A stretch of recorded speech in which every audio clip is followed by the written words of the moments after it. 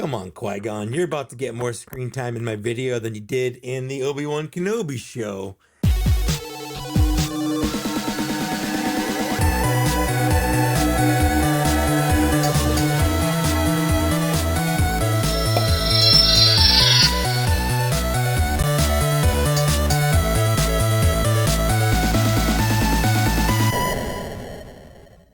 Hi there, I'm Mike, and what I have for you today is a surprise video. I got the latest wave of Black Series figures in the mail from Toy Snowman again. Super fast shipping, and he's not paying me to say this, I promise. But it just shocked me because he shipped it out on Friday. It's currently Monday. And like it went through Canadian borders, customs, all across the United States, and it got to me today. Super excited. I figured that you would want to see them too, because to my knowledge, I haven't really seen anyone do videos on these. So they're not going to be full reviews because I usually like to wait until I've gotten a good bearing on the figures before I put like an official Mike K stamp. But I do want to open them up, let people see them, let me see them, and give my initial in-hand sort of reactions. So let's take a look. All right. Oh, this is embarrassing. So this is what's going to fit in my booth for now. This is the latest wave of Black Series figures. You know, it's kind of weird. It's hard to say latest wave because there's the last plastic-free packaging wave that is coming out also any moment now. For now, this is my latest wave of Black Series figures. These are the three in the wave from Ahsoka. Let's get started with Hera. First of all, as you can see, these are all in the older style packaging, which has the bubble. I have to say, I don't miss this. I've opened up a couple like this recently, and it's such a chore getting them out of that plastic tray. I kind of miss the body bag wrapped, you know, the shroud wrapped paper. I really do. I miss this. I miss seeing like how tall the figure is and exactly what the different accessories are. Obviously, you can just see the accessory in there, but this is nice. This is nice. I like seeing this. I don't want to get too off beat here. Let's go ahead and open up Hera. What do you do with these? I just toss them. Well, I recycle them, but still. Okay, I figured let's get all those out of here. So here we have Hera from the Ahsoka show in hand. And you know what? She looks great. I wanted to see what the little graphic on the back of her bomber jacket looked like. That looks good. The face looks fantastic. So she is played by Mary Elizabeth Winstead, who you may know as Ramona Flowers. She's been in a bunch of other stuff. She was like the Huntress and, you know, some of the DC movies. And she's been in things. But I would say the first time I noticed her was as Ramona Flowers in Scott Pilgrim. The elephant in the room. The Ahsoka show shows off some posteriors. I would say hers is acceptable. And that's all I'll say about it. I think this figure looks amazing. I think the sculpt in hand is really good. The colors are really sharp. She has her little lozenge packet here on the jacket that denotes her rank. And then she comes with her little blaster. And it's bigger than the previous one. So let's get that. I have that one right here. So Hera is from Rebels. They have, you know, she has smaller Laku, but I feel like they're more in proportion with the character. Like, it doesn't bother me that they're smaller. I don't know. Like, it looks fine in live action. This is definitely her kind of flight suit from Rebels. Her old one had the blaster down here at her ankle, and it's a tiny blaster. The new one has her blaster right here. There's a little holster for it. And I'll probably display her like this. I usually don't display Hera with a blaster because she's not really like a blaster type, but I like that she has it to use if I wanted to, if that makes sense. But wow, her face looks great. The painting on here looks great. She feels great in hand. And then if we want to, we can put her with her real life husband, Ewan McGregor. and that's just fun. Okay, next let's talk Merrick. I don't they never really say what he is. He's obviously some kind of Inquisitor type person from the Inquisitors, but you know, he's in there for a couple episodes. Ahsoka just absolutely annihilates him. He turns into some green bees. And that's the last we ever hear of it. There's no backstory. I mean, it's assumed that he is basically just revived through Night Sister magic, which, you know, is why he turned into kind of bees, I guess, at the end. But it's still weird. Now, here's the problem with these. How do you get this out? There's no easy way to kind of get this out. I guess we just pull it down like that and then pull it up. But still, ugh. And if you're curious, on the back, there's just the generic Ahsoka blurb. There's nothing specific about Merrick, so I'm not going to read anything. The only thing that really gives off Inquisitor vibes is the fact that he has an Inquisitor lightsaber. And it's a little longer than other Inquisitor lightsabers. That's interesting. But let's take a look here in hand. I'm really curious as to, you know, like what he looks like. I will say, I do wish that the gray were a little darker. I feel like in the show it was darker. I dig the knight, like the suit of armor aesthetic. When they showed him off, you know, he had all these orange markings, which don't show up that prevalently in the show. At least not the first episode he was in. I think the second episode it shows up a little bit better. But I still feel like they went a little overboard with it, but it's not bad. He's not loose, but he's very like wiggly. He does have, you know, butterfly joints. And you know what? I forgot. Does Hera have butterfly joints? Yes, she does. That's good. And she's all new parts, and Merrick here is all new parts. His cape is just held on by, I feel like this is really terribly done, honestly. Maybe even that it's inside out. Like, I feel like, yeah, my cape was on inside out. That's weird. It's very easily removable. It's just got this elastic little, it's not even elastic really. It's just a little band on there. It's torn. It's very light. It's not the best thing in the world, but it gets the job done. You can have it on or off if you want to.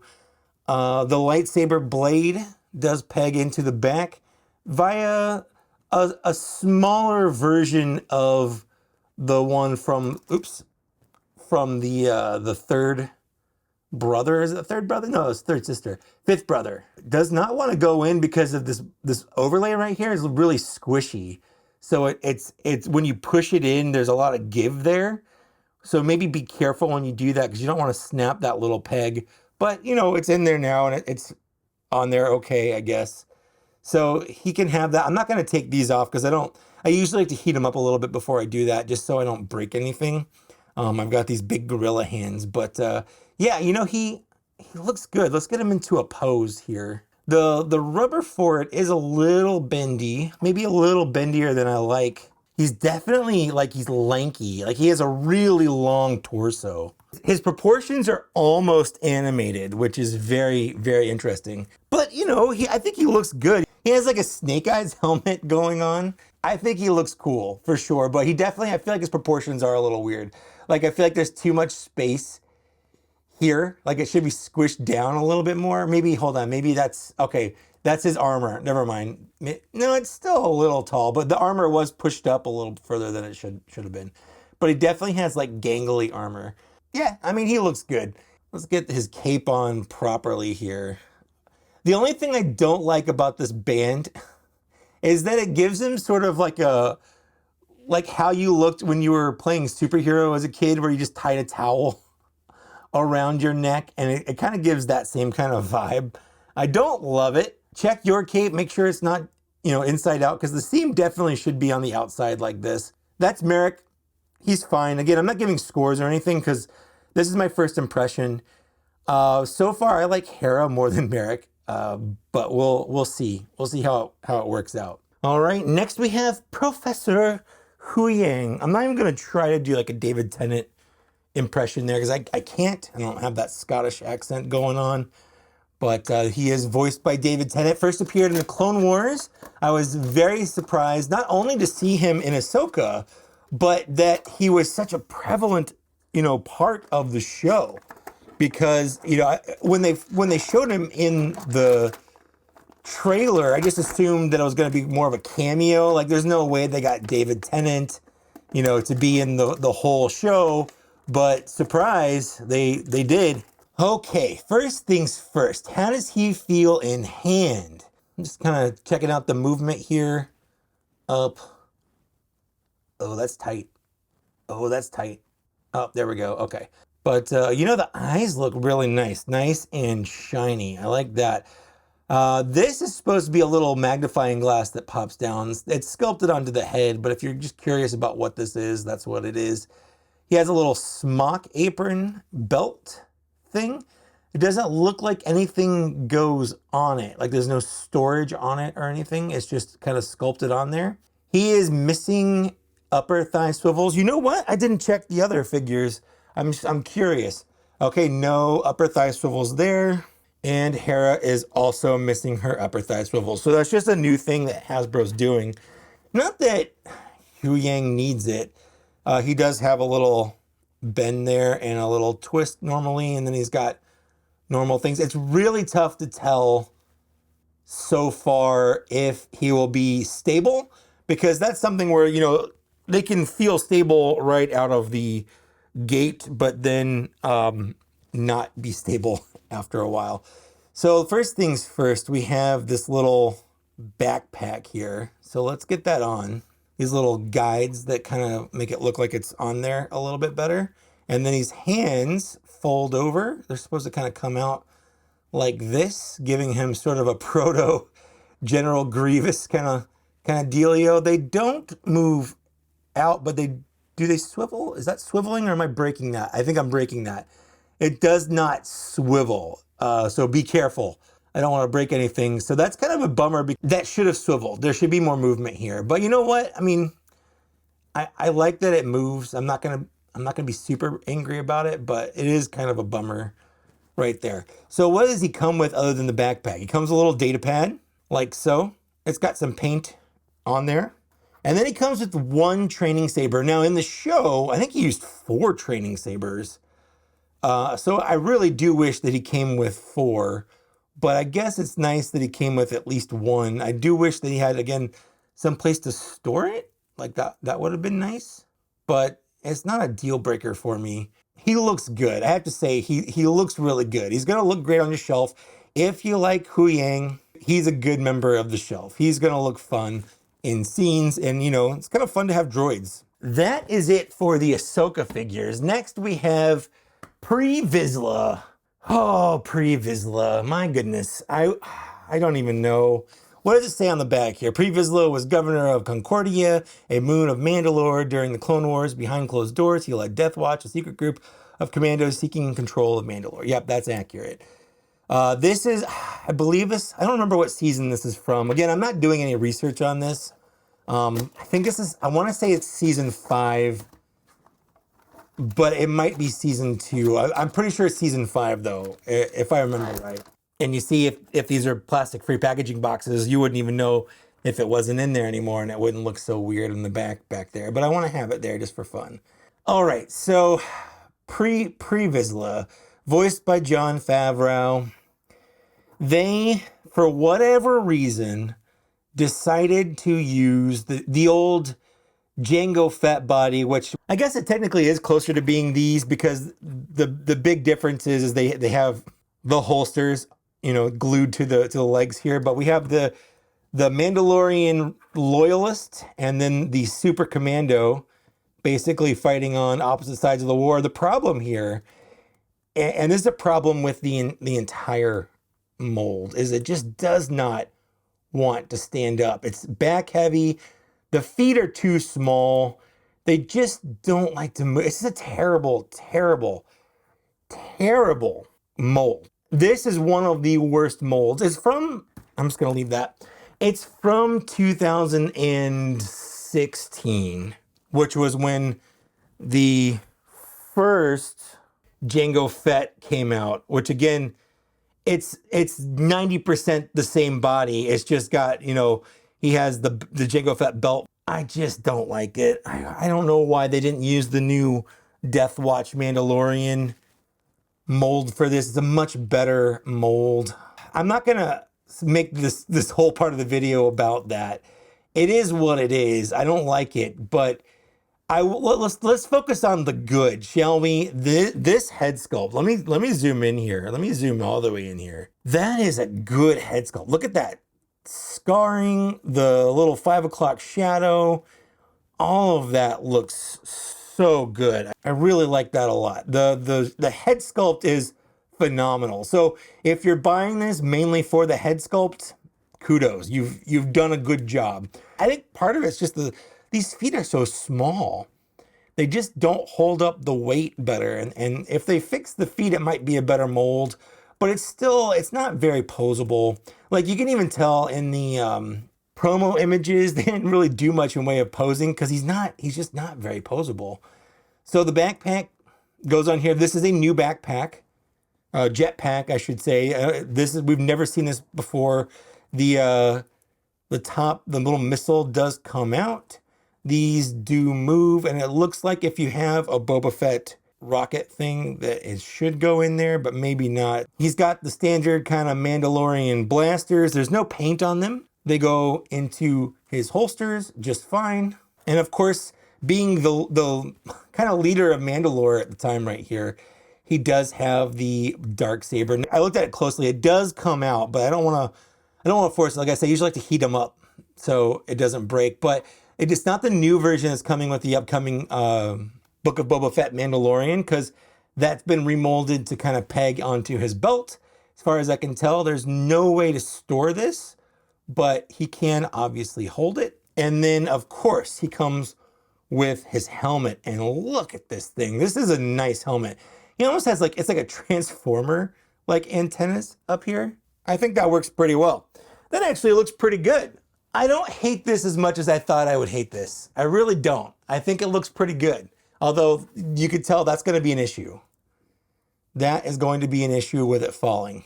And then lastly, we have one of the figures that I have been looking forward to the absolute most. Because when they announced it, it was part of the 40th anniversary of Return of the Jedi. They're giving us a brand new, from the ground up, R2-D2.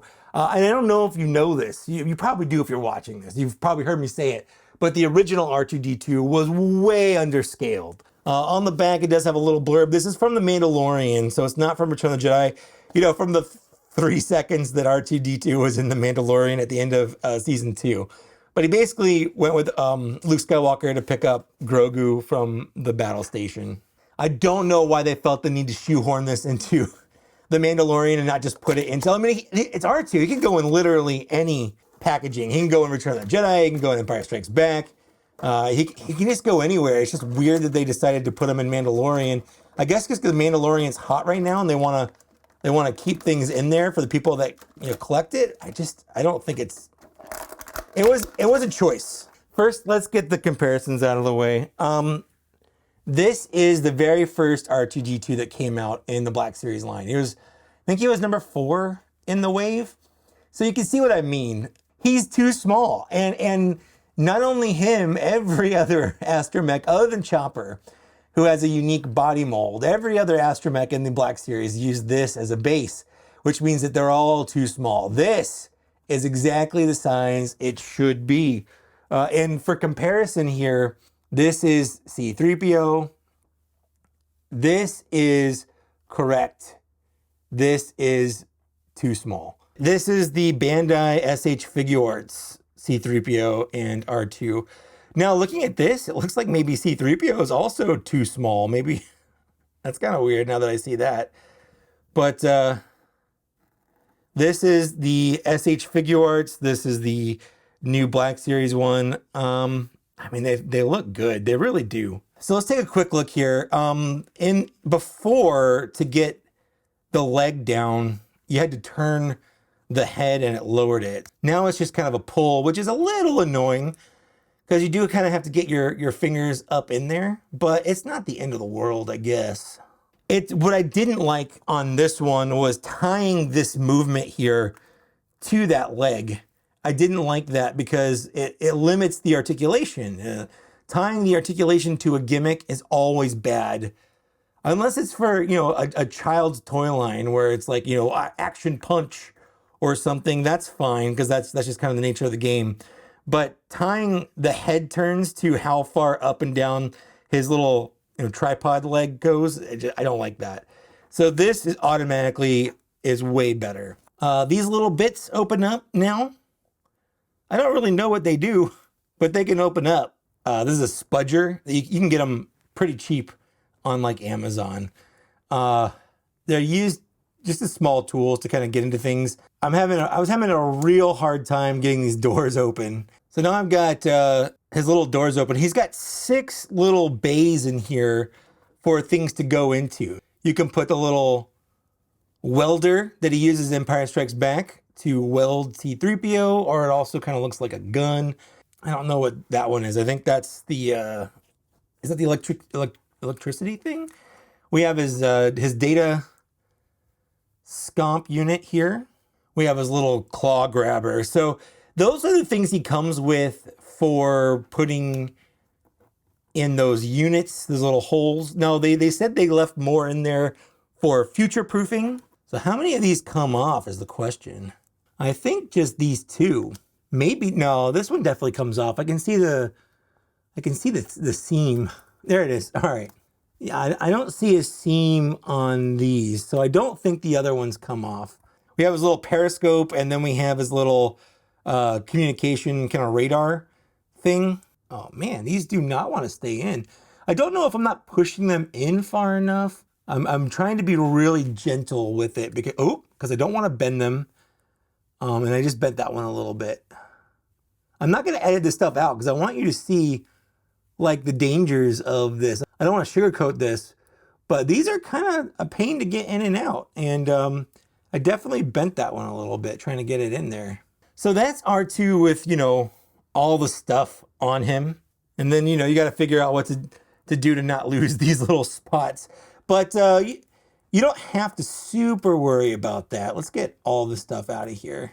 Now, he does have this feature. And what those can do is all of them come up and you can put these little tools in these little spots.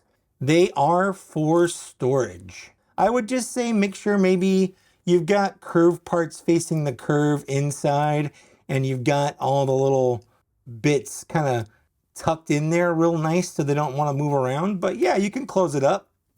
There we go. So that is R2-D2. All right, so that's it for the wave. I gotta say, I like all of these. I like them a lot more than I thought I would. Well, I knew I would like Hera. I was pretty sure I'd like Huyang. Obviously, R2 was a slam dunk, but Merrick's probably, weirdly enough, my least favorite here. I actually like Vizsla a lot more than I thought I would. And I don't know how I'm even saying that, but it's a fact. It's true. So that's my, you know, this is just my opening box, first impressions kind of thing. This went on way longer than I thought. I don't know how I really feel about these. Again, time will tell. But my initial impressions, if you get any of these, I'm going to say you'll probably be happy with it. I'm not going to change my mind on Vizsla. I still wish that they gave him that Death Watch Mando body. I think that was a mistake, but I don't hate this body as much as I thought I would. I'm just gonna say that. So much for watching. Thanks again to Toy Snowman for getting these to me. It's really cool that you did that so fast. He didn't give them to me for free. I paid for them. He just got them to me super early and super fast, and that's it. I'd also love to take a moment and thank these people here for supporting me on Patreon. It means a lot to me that you guys do that. Also, if you could like, share, subscribe, all of that stuff goes a long way. Again, thank you for getting this far, and I will see you later. Bye.